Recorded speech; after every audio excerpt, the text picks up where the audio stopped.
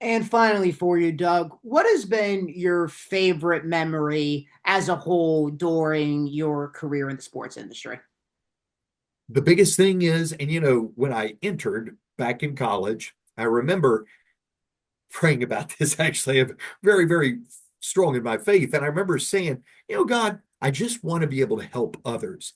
I didn't want to get into it for any recognition, didn't want to get into it for any kind of big name. Like I said, I wasn't necessarily wanting to be on. ESPN was kind of starting to come into its own in the early mid 80s, but it wasn't what it is now. CBS, those seemed like pie in the sky because there were only three networks at the time carrying everything.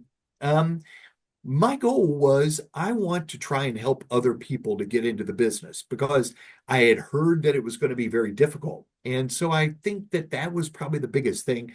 And I think through the years, been blessed to be able to hopefully help other individuals to get involved. But the biggest thing is just to be now here at Bucknell, 25 plus years, just to be able to be part of a team.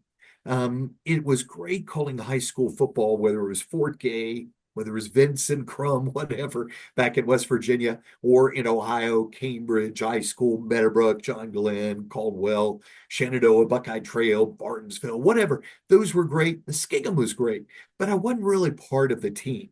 I would just do the games and we would obviously go separate of the teams and so forth. So I didn't really get to know them. But now here at Bucknell, I literally feel as if I'm part of the team, travel with the men's basketball team. I don't travel a ton with football, but get to know them off the field and stuff. So I think that's probably the biggest thing is the relationships that you gain from being able to be the play-by-play person at a school.